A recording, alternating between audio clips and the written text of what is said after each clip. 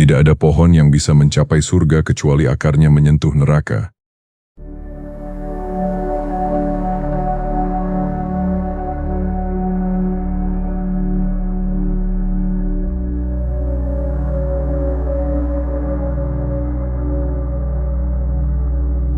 Dari 10 orang yang Anda temui hari ini, 8 diantaranya menyembunyikan luka yang tak terlihat. Mereka tersenyum di permukaan, tapi di dalam dada ada pertarungan sunyi. Kita diajarkan bahwa kesedihan adalah musuh yang harus dikalahkan secepat mungkin. Kita berlari, menyembunyi, bahkan malu mengakuinya. Tapi bagaimana jika kita salah paham selama ini? Friedrich Nietzsche, filsuf Jerman berkata, "Ke dalam diri yang paling dalam, rasa sakit memaksa kita turun. Di sana kita menemukan kekuatan yang tak pernah kita sangka ada. Mari lakukan sesuatu yang radikal hari ini, berhenti lari dari kesedihan dan mulai belajar darinya." Luka terdalam sering melahirkan kekuatan terbesar jika kita berani merasakan bukan menghindari. Bagian 1. Ilusi kebahagiaan sempurna. Anda tahu mengapa otot tumbuh di gym? Bukan karena angkat beban yang ringan, bukan karena zona nyaman. Otot tumbuh karena robekan mikro. Setiap kali Anda angkat beban berat, serat otot sobek. Rasanya sakit. Tubuh Anda berteriak minta berhenti. Tapi apa yang terjadi setelah itu? Tubuh memperbaiki robekan tersebut dan membangunnya lebih kuat dari sebelumnya. Lebih besar, lebih tangguh.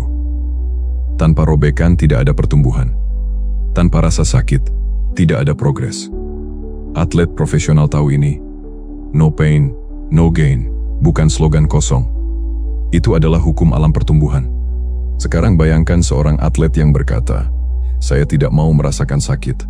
Saya hanya akan angkat beban 1 kilo setiap hari." Apa yang terjadi? Tidak ada pertumbuhan. Otot tetap lemah, stamina tidak naik. Dia tetap di titik yang sama bertahun-tahun. Mental kita bekerja persis seperti itu.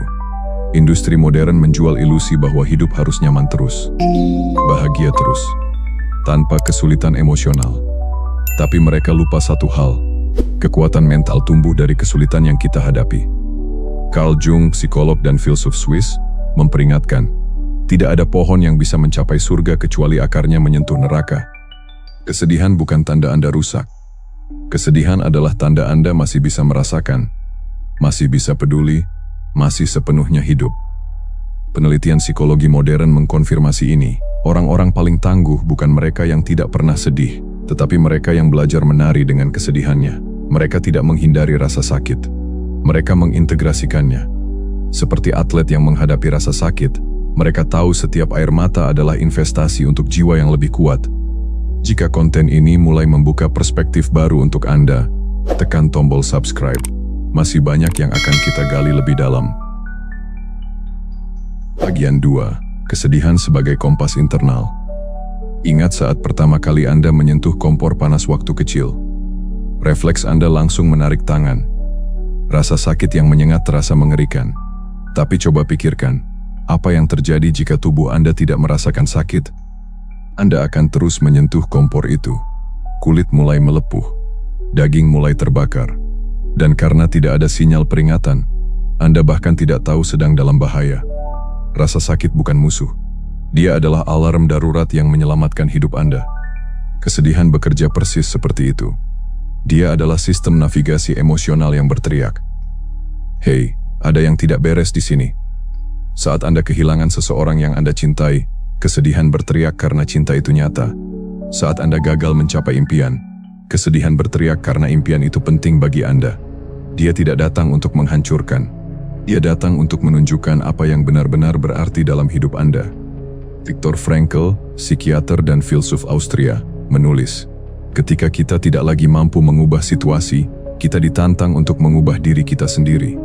Frankl menemukan makna di tengah penderitaan ekstrem. Kesedihannya tidak menghancurkannya karena ia memilih mendengarkan apa yang kesedihan itu ajarkan.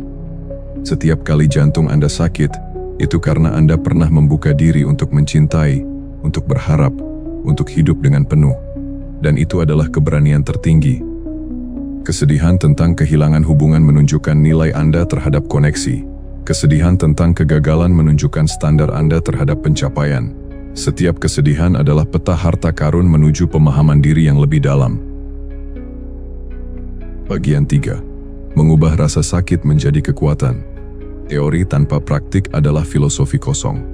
Lalu, bagaimana caranya kita benar-benar mengubah kesedihan yang terasa menghancurkan menjadi sebuah kekuatan yang membangun? Pertanyaan ini adalah inti dari perjalanan kita. Saya ingin berbagi satu teknik sederhana, namun sangat powerful bernama jurnal transformasi. Ini bukan jurnal biasa yang hanya menjadi tempat untuk mengeluh. Ini adalah sebuah alat yang dirancang khusus untuk perubahan. Setiap kali Anda merasa sedih, ambillah waktu untuk menuliskan 3 hal berikut dengan sungguh-sungguh. Pertama, tanyakan pada diri sendiri, apa yang sebenarnya memicu kesedihan ini? Latihlah diri untuk tidak menghakimi diri sendiri atau orang lain. Cukup amati dan catat faktanya saja. Misalnya, saya merasa sedih karena percakapan dengan rekan kerja tiba-tiba diputusnya tanpa alasan yang jelas. Kedua, gali lebih dalam, nilai atau kebutuhan apa dalam diri saya yang merasa tidak terpenuhi. Inilah bagian terpenting dari proses ini, di mana Anda menemukan akar persoalan. Dari kesedihan tadi Anda mungkin menyadari, saya sangat menghargai rasa saling menghormati dan komunikasi yang jelas dalam sebuah hubungan. Ketiga, tentukan satu tindakan kecil dan nyata. Apa yang bisa saya lakukan untuk menghormati nilai tersebut? Tindakan ini adalah bentuk pemberdayaan diri. Misalnya, saya akan memulai percakapan dengan anggota tim lain dengan lebih terbuka dan menghargai setiap pendapat yang mereka sampaikan. Kekuatan sejati bukanlah tentang tidak pernah merasakan jatuh atau sedih.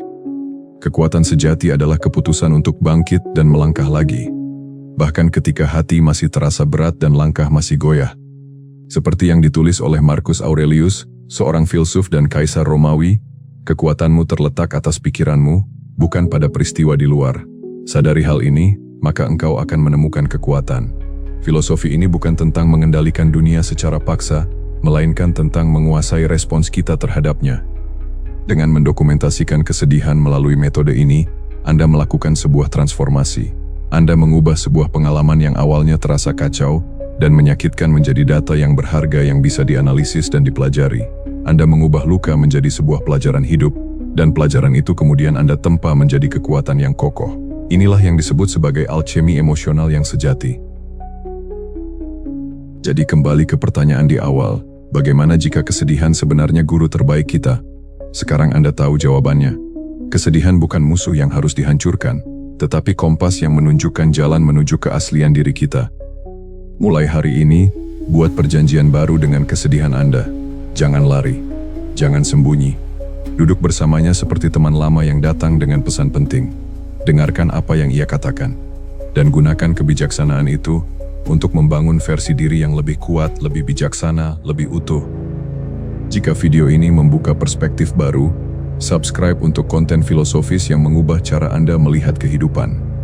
Dan ingat, kekuatan sejati tidak datang dari menghindari kesedihan, tetapi dari keberanian mengubahnya menjadi kebijaksanaan. Sampai jumpa di video selanjutnya, dan salam. Tetap tenang.